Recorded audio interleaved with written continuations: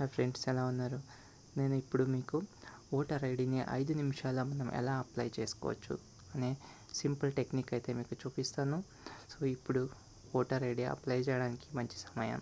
So elections దగ్గర వస్తున్నాయి కాబట్టి మనం కనుక ఇప్పుడు ఓటర్ ఐడిని అప్లై చేస్తే వెంటనే అప్రూవ్ చేసి వితిన్ 1 or 2 వీక్స్లో ఓటర్ ఐడి అయితే మనకి అందిస్తున్నారు. ఫస్ట్ మనకి ముఖ్యంగా 3 డాక్యుమెంట్స్ అయితే కావాలి. ఒకటి address proof, me date of birth proof and photo. So ఈ 3 డాక్యుమెంట్స్ కనుక మనం రెడీగా చేసుకుంటే 5 నిమిషాల్లో మనం ఈజీగా అప్లై చేయొచ్చు. So address proof and date of birth ప్రూఫ్కి ఆధార్ కార్డు ఉంటే చాలు అండ్ ఒక ఫోటో ఉంటే సరిపోద్ది. So let's get start. చక్కచక్క గూగుల్ ఓపెన్ చేసి అప్లై ఓటర్ ఐడి ఆన్లైన్ అని సెర్చ్ చేయండి. అందులో ఫస్ట్ లింకే వస్తుంది అనమాట. సో ఆ లింక్ని కనుక మీరు క్లిక్ చేస్తే ఎన్విఎస్పి వెబ్సైట్కి అయితే వెళ్తుంది. సో ఖచ్చితంగా మీరు ఈ వెబ్సైట్లో వచ్చి అప్లై చేయాలి. సో ఇక్కడ మీరు చూడొచ్చు, చాలా ఆప్షన్స్ ఉంటాయి అన్నమాట. సో ఇక్కడ లెఫ్ట్ సైడ్లో మనం చూస్తే ఇక్కడ మనకి ఫామ్ 6 అని ఉంది. సో ఫామ్ 6కి అయితే మనం వెళ్ళాలి కాబట్టి ఫస్ట్ రిజిస్టర్ చేసుకోవాలి మనం బేసిక్గా. సో రిజిస్ట్రేషన్కి వెళ్తే మనకి ఫోన్ నెంబర్ అండ్ క్యాప్చా అడుగుద్ది. సో అది ఎంటర్ చేసి సెండ్ ఓటీపీ అని కొట్టండి. సో క్యాప్చా ఎంటర్ చేస్తున్నా, సెండ్ ఓటీపీ క్లిక్ చేశాను. సో నాకు ఒక ఓటీపీ వచ్చింది, ఎంటర్ చేశాను అనమాట. సో ఇక్కడ కొన్ని డీటెయిల్స్ అయితే మీ పేరు అయింది. సో అవన్నీ వెంటనే ఫిల్ చేసి రిజిస్టర్ బటన్ అయితే క్లిక్ చేయండి. సో రిజిస్ట్రేషన్ అయిపోయింది. నెక్స్ట్ లాగిన్ అవ్వండి. సో నేను రీసెంట్గా ఇప్పుడు రిజిస్టర్ అయ్యాను కదా, ఆ డీటెయిల్స్ అయితే పెట్టేసి నేనైతే లాగిన్ అవుతున్నాను. సో నేను ఇంతకుముందు చెప్పినట్టు ఇక్కడ చాలా ఆప్షన్స్ అయితే ఉన్నాయి. డౌన్లోడ్, సెర్చ్, ట్రాక్ స్టేటస్ అనేసి. సో ఇవేవి కాకుండా మనము రిజిస్టర్ బటన్ అయితే క్లిక్ చేయాలి. Register as a new voter అనే దాని మీద అయితే క్లిక్ చేయాలి. సో దాని మీద క్లిక్ చేస్తే ఇది నెక్స్ట్ స్క్రీన్లోకి అయితే తీసుకెళ్తుంది. సో ఇక్కడ అగైన్ మనకి ఫామ్ 6, 6A, 6B, 7, 8 అని ఇట్లా చాలా ఆప్షన్స్ ఉంటాయి. సో ఇవేవి అక్కర్లేదు, మనకి ఫామ్ 6 మీద క్లిక్ చేస్తే సరిపోద్ది. సో ఇక్కడ ఫామ్ 6 అనేది ఓపెన్ అవుతుంది. ఇది అన్ని లాంగ్వేజ్లలో అవైలబిలిటీ ఉంటుంది. సో డిఫాల్ట్గా ఇంగ్లీష్ అయితే ఓపెన్ అయింది. సో ఇక్కడ మనకి హిందీ, తెలుగు, కన్నడ, సో అన్ని లాంగ్వేజెస్ అయితే అవైలబుల్ ఉంటాయి. సో మనకి ఏ లాంగ్వేజ్ కావాలంటే ఆ లాంగ్వేజ్ ఈ విధంగా చేంజ్ చేసుకోవచ్చు అనమాట. సో చేంజ్ చేసేసుకొని మనం డీటెయిల్స్ అయితే ఫిల్ చేస్తే సరిపోద్ది. సో ఇప్పుడు చూడండి, నేను తెలుగులో పెట్టాను. సో అన్ని డీటెయిల్స్లో మనకి తెలుగులో అయితే డిస్ప్లే అవుతున్నాయి. చూడండి, మొత్తం తెలుగులోనే ఉందన్నమాట, full top to bottom application మొత్తం. ఓకే, నేను మళ్ళీ ఇంగ్లీష్ అయితే పెట్టుకొని ట్రై చేస్తాను. సో నాకు ఆల్రెడీ ఓటర్ ఐడి ఉంది. జస్ట్ మీకు చూపించడం కోసం అయితే నేను కొన్ని డమ్మీ డేటాతో అయితే నేను ఇన్పుట్ చేసి స్టార్ట్ చేస్తాను. సో కింద కొద్దిగా ఇట్లా స్క్రోల్ చేస్తే ఫస్ట్ అయితే మనకి స్టేట్, డిస్ట్రిక్ట్, అసెంబ్లీ ఉంటుంది. సో ఆ డీటెయిల్స్ అయితే ఫిల్ చేసేయండి. సో నేను ఇక్కడ టెంపరీగా కర్ణాటక స్టేట్ అయితే సెలెక్ట్ చేసుకొని ర్యాండమ్గా స్టేట్ అయితే అంటే స్టేట్, డిస్ట్రిక్ట్ అవన్నీ సెలెక్ట్ చేసుకున్నాను.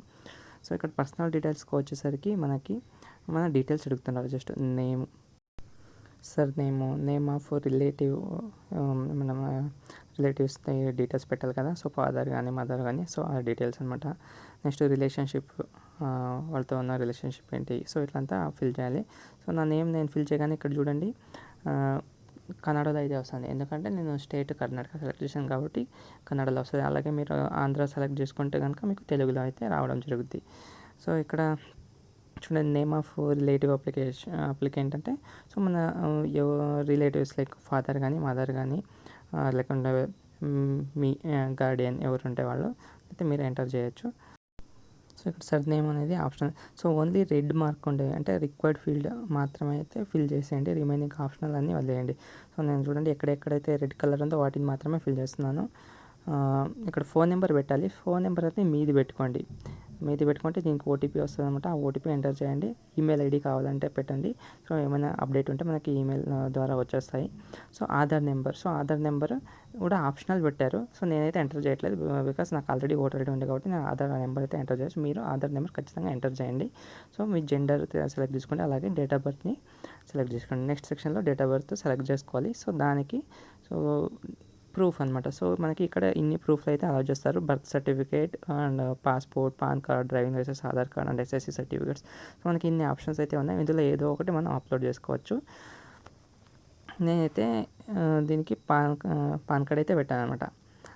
నెక్స్ట్ వచ్చేసరికి మనకి పర్మనెంట్ అడ్రస్ అయితే పెట్టాలి. సో పర్మనెంట్ అడ్రస్ జస్ట్ ఇక్కడ మీ అడ్రస్ అయితే ఫిల్ చేసేయండి. సో పక్కన మీ రీజియన్ లాంగ్వేజ్లో కొద్దిగా మిస్టేక్లు ఉంటాయి. సో వాటిని కూడా అలాగే సెర్చ్ చేసేయండి. సో అడ్రస్కి ప్రూఫ్ పెట్టాలి కాబట్టి సో ఇక్కడ అడ్రస్ ప్రూఫ్ చూస్తే ఇక్కడ అగైన్ పాస్పోర్ట్ ఉంది, ఆధార్ కార్డు ఉంది, మీకు ఏదైనా ల్యాండ్ ఉంటే దాని రికార్డ్స్ మనం పెట్టవచ్చు. అలాగే electricity bill, water bill, gas bill, current అది బ్యాంక్ పాస్బుక్, సో సిఎల్డిడి, సో ఇలా ఈ డాక్యుమెంట్స్ అయితే అలో చేస్తున్నారు. ఈ డాక్యుమెంట్లో ఏదో ఒకటి మనం అప్లోడ్ చేసి అడ్రస్ ప్రూఫ్ అయితే ప్రొవైడ్ చేయొచ్చు వాళ్ళకి. నేను ఇక్కడ ఆధార్ కార్డ్ అయితే సెలెక్ట్ చేసుకొని సో టెంపరీగా నేనైతే పాన్ కార్డ్ని మళ్ళీ అప్లోడ్ చేశాను. మీరైతే ఏ డాక్యుమెంట్ సెలెక్ట్ చేసుకుంటారో ఆ డాక్యుమెంట్ని ప్రాపర్గా అప్లోడ్ చేయండి. నెక్స్ట్ ఫోటోగ్రఫీ అప్లోడ్ చేయాలి. సో జస్ట్ దాని మీద క్లిక్ చేయండి, మీకు ఒక పాపప్ వస్తుంది, అందులో ఫోటోగ్రఫీ అయితే అప్లోడ్ చేస్తే సరిపోద్ది. నెక్స్ట్ ఈ సెక్షన్ అనేది మ్యాండేటరీ అనమాట. సో ఫ్యామిలీ మెంబర్ ఎవరిదైనా ఒకటి ఓటర్ ఐడి ఉంటుంది కదా, వాళ్ళ డీటెయిల్స్ అయితే ఎంటర్ చేయాలి. వాళ్ళ ఓటర్ ఐడి నెంబర్ని కూడా మనం ఇక్కడ ప్రొవైడ్ చేయాలన్నమాట. సో లాస్ట్ పార్ట్ డిక్లరేషన్ అనమాట. ఇక్కడ మన స్టేట్, విలేజ్ డీటెయిల్స్ అయితే ఎంటర్ చేసి క్యాప్చా ఎంటర్ చేసి ప్రివ్యూ సబ్మిట్ మీద క్లిక్ చేస్తే ఇట్లా ప్రివ్యూ అయితే వస్తుంది. సో ఇక్కడ మనం డీటెయిల్స్ని అయితే చాలా జాగ్రత్తగా మనం ఎంటర్ చేసిన డీటెయిల్స్ కరెక్ట్ ఉన్నాయా లేదా అయితే ఒకసారి వెరిఫై చేసుకోండి. వెరిఫై చేసుకున్న తర్వాత ఒక బ్యాకప్ ఇది ప్రింట్అవుట్ అయితే తీసుకోండి. ఈ అప్లికేషన్ని జస్ట్ ప్రింట్అవుట్ తీసుకొని మేము పీడిఎఫ్ ఫార్మాట్లో కానీ లేదంటే మీరు ప్రింట్అవుట్ తీసుకొని పెట్టుకున్నా పర్లేదు. సో ఈ అప్లికేషన్ అయితే పెట్టుకోండి. సో ఇది మనకి లోకల్ విఆర్ఓ వాళ్ళకి కనుక ఇస్తే త్వరగా అయితే అప్రూవ్ అయితే చేస్తారు మన అప్లికేషన్ని. సో దానికి వెళ్ళిపోతుంది.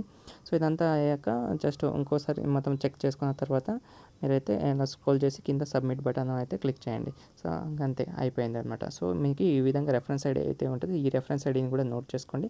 ఈ రెఫరెన్స్ ఐడి మీకు ఫోన్కి కూడా వస్తుంది. సో దీని ద్వారా మనము అప్లికేషన్ అయితే ట్రాక్ చేసుకోవచ్చు. ట్రాక్ చేసి మనం అప్లికేషన్ స్టేటస్ ఏంది అని అయితే తెలుసుకోవచ్చు అనమాట.